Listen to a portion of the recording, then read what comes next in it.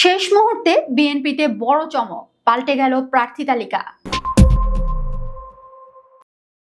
ত্রয়োদশ জাতীয় সংসদ নির্বাচন যতই ঘনিয়ে আসছে, বিএনপির রাজনীতিতে ততই বাড়ছে নাটকীয়তা। প্রার্থী তালিকা প্রায় চূড়ান্ত মনে করা হলেও শেষ মুহূর্তে এসে বড় ধরনের রদবদল ঘটাচ্ছে দলটি।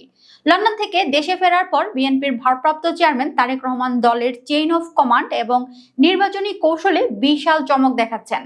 ঘোষিত প্রার্থী তালিকা নিয়ে দলের ভেতরে যখন ক্ষোভ আর বিদ্রোহের আগুন জ্বলছে, ঠিক তখনই 17টি আসনে প্রার্থী পরিবর্তন করে সবাইকে তাক লাগিয়ে দিয়েছে বিএনপির হাইকমান্ড। সবচেয়ে বড় খবর হলো, ঢাকার 17 আসনে আর আন্দালিব রহমান প্রার্থী নন, খোদ তারেক রহমানই এই আসনে লড়বেন। বিএনপির প্রাথমিক প্রার্থী তালিকা ঘোষণার পর থেকেই প্রায় অর্ধশত আসনে শুরু হয় তুমুল হট্টগোল।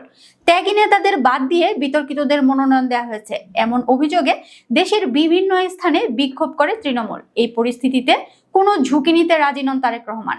বিদ্রোহী প্রার্থী আর স্বতন্ত্র নির্বাচনের ঘোষণা সামাল দিতে 17টি আসনে তাৎক্ষণিক পরিবর্তন আনা হয়েছে। বলা হয়েছিল ঘোষিত তালিকা চূড়ান্ত নয়, আর সেটারই প্রমাণ মিলল।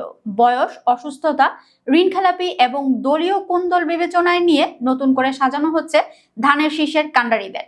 সংশ্লিষ্ট সূত্র বলছে, সামনে আরো কিছু আসনে পরিবর্তন আসতে পারে, যা দলের বিদ্রোহী নেতাদের জন্য একটি কড়া বার্তা। সবচেয়ে বড় চমক দেখা গেছে ভিআইপি আসন ঢাকা 17তে। প্রথমে এই আসনে বিজিবির চেয়ারম্যান ব্যারিস্টার আন্দালিব রহমান পার্থকে মনোনয়ন দেওয়া হলেও শেষ মুহূর্তে সিদ্ধান্ত বদলে গেছে বিএনপির। পার্থকে পাঠানো হয়েছে ভোলা 1 আসনে, যেখানে আগে মনোনয়ন পেয়েছিলেন জেলা বিএনপির সভাপতি গোলাম নবী আলমগীর।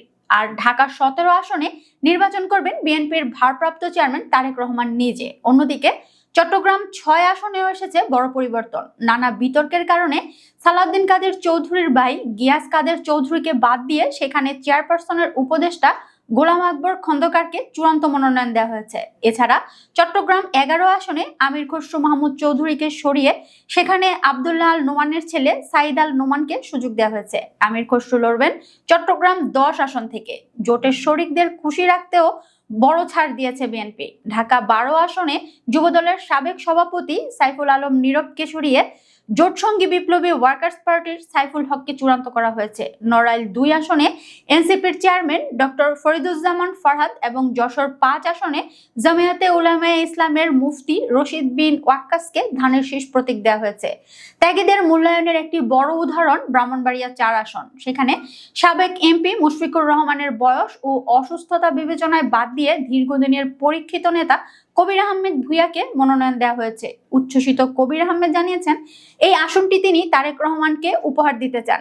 একইভাবে নারায়ণগঞ্জ 5 আসনে ব্যবসায়ী মাসুদুজ্জামানকে সরিয়ে 3 বারের এমপি আবুল কালামকে বেছে নিয়েছে দল। সব মিলিয়ে 272টি আসনে প্রার্থী ঘোষণা করলেও বাকি 28টি আসন এবং জোটের সমীকরণ মেলাতে এখনো চলছে চুলচেরা বিশ্লেষণ।